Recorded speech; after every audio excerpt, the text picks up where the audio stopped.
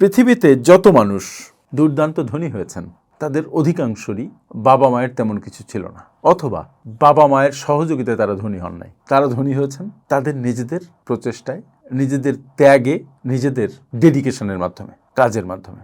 কিছু মানুষ দেখবেন যে ধনী বাবার সন্তান বাট নিজে কিছু করতে পারছে না। কিছু মানুষ ধনী বাবার সন্তান নয়, কিন্তু বিভিন্ন বিষয় ট্রাই করছেন, কিন্তু একই ফাঁদে আটকে থাকছেন, দারিদ্র্যের ফাঁদে।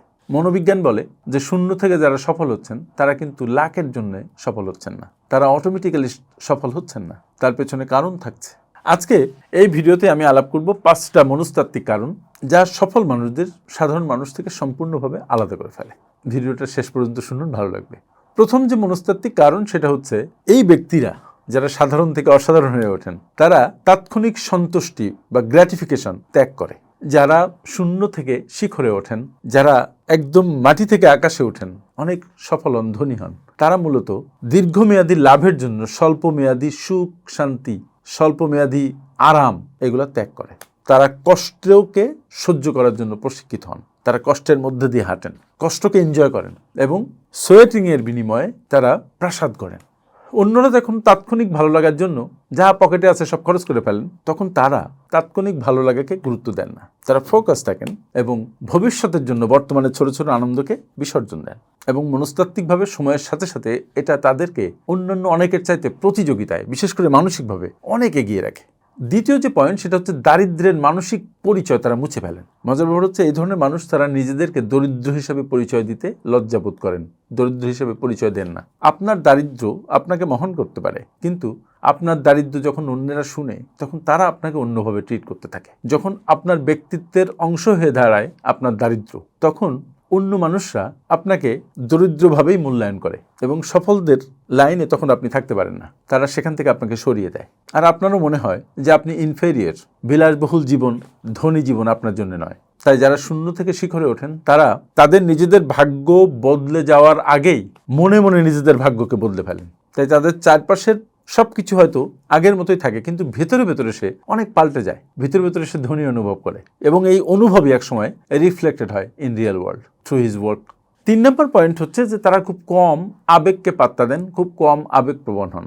দে ক্যান কন্ট্রোল দেয়ার ইমোশনস। আমরা যা করি তা মূলত আমাদের ইমোশন দ্বারাই করি, লজিক দিয়ে যদি জাস্টিফাই করি। যারা শূন্য থেকে বড় হন, সফল হন, তারা এতটা ইমোশনালি কাজ করেন না, তারা ইম্পালসিভ বাইং থেকে দূরে থাকেন, ইম্পালসিভ কথা বলা থেকে দূরে থাকেন, ইম্পালসিভ আচরণ থেকে দূরে থাকেন। তারা সচেতনভাবে সামনে এগিয়ে যান। সত্যি কথা বলতে কি, তারা আবেগের প্রতিটি পদক্ষেপ নিয়ন্ত্রণ করেন, খুব সচেতনভাবে কথা বলেন, সচেতনভাবে চলেন, বডি ল্যাঙ্গুয়েজ সচেতনভাবে প্রক্ষেপণ করেন। হতাশা, ভয়, লজ্জা এগুলো থেকে তারা দূরে থাকার চেষ্টা করেন, দূরে থাকেন। অন্যেরা যখন কোনো কিছু থেকে ভয় পেয়ে যান, একটু সমস্যা হলে আবেগপ্রবণ হয়ে পড়েন, তারা সমস্যা থেকে ভয় পাওয়ার পাত্র নয়, সমস্যার ভেতরে ঢুকে সমস্যাকে সমাধান করেন। এবং এই যে মানসিক আবেগ কন্ট্রোল করার ক্ষমতা তাদের থাকে, সেজন্য তারা দুর্দান্ত গতিতে সামনে এগিয়ে যেতে পারেন। তারা লজ্জায় কুঁকড়ে যান না, ভয়ে ভীত হয়ে যান না, ট্রাবলে তারা আরও শক্তিশালী হয়ে সামনে যান, আর সেজন্যই তারা বড় হন। 4 নম্বর পয়েন্ট হচ্ছে আনসার্টেনটির বা অনিশ্চয়তার উচ্চ সহনশীলতা। তার মানে এই যে চতুর্থ পয়েন্ট, এটা হচ্ছে তারা অনিশ্চয়তাকে, দ্যাট ইজ আনসার্টেনটিকে এক বিন্দু ভয় পান না। তারা জানেন যে লাইফ ইজ ভেরি আনসার্টেন, যে কোনো কাজ হতেও পারে, নাও হতে পারে, আনসার্টেনটি ইজ দেয়ার। তারা আনসার্টেনটিকে ভয় না পেয়ে তারা বরং আনসার্টেনটিকে আলিঙ্গন করেন। মানে শূন্য থেকে সম্পদশালী হবেন, তাহলে কি আপনাকে ঝুঁকি নিতে হবে না? আর ঝুঁকি নেওয়া মানেই সেখানে ভয় আছে, সেখানে নানা ধরনের বাধা বিপত্তি আছে। তাদের আছে মারাত্মক টলারেন্স। তারা মস্কিয়ে যান কিন্তু ভেঙে যান না। তারা জানেন যে uncertainty is everywhere, risk is everywhere. তারা they embrace risk, they embrace uncertainty এবং in this way they go forward. সাধারণ মানুষের মন তাদের সারাক্ষণ একটা কমফোর্ট জোনের মধ্যে আটকে রাখতে চায়, কিন্তু এই ধরনের মানুষ কমফোর্ট জোনে আটকে থাকার মানুষ নন। তারা মনকে বন্ধুতে পরিণত করতে পারেন।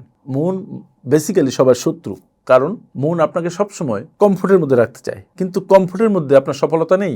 সফলতা বসবাস করে ডিসকমফোর্টের মধ্যে, আর এই সব ভদ্রলোকেরা ডিসকমফোর্টকে পছন্দ করেন। তারা হ্যাবিচুয়েটেড হয়ে যান এবং তারা সেটাকে টলারেট করতে পারেন, এই জন্যই তারা বড় হন। আর 5 নম্বর একটা পয়েন্ট আছে খুব ইম্পর্টেন্ট, যে তারা বাহ্যিক স্ট্যাটাসের চাইতে দক্ষতার উপরে বেশি জোর দেন। অনেকে দেখবেন যে সফল হয়েছে লোককে দেখানোর জন্য দামি গাড়ি, দামি ঘড়ি, দামি জুতা, দামি জামা কাপড়, ব্র্যান্ডেড সবকিছু কিনে ঘুরে বেড়াচ্ছেন, সবাইকে দেখাবেন যে ইয়েস আই এম রিচ। কিন্তু যারা প্রকৃত অর্থে বড় হতে চান, বড় হন ছোট থেকে, তারা লোকে কি বললো, লোকে কি দেখলো এগুলো বদার করেন না। তারা দক্ষতা অর্জন করেন, নিজেকে টলারেন্ট হিসেবে তৈরি করেন, নিজেকে মূল্যবান করে গড়ে তোলেন। তারা জানেন যে গাছে যদি ফুল ধরে লোকজন তার ঘ্রাণ পাবে, গাছে যদি ফল ধরে সবাই সেটা দেখবে।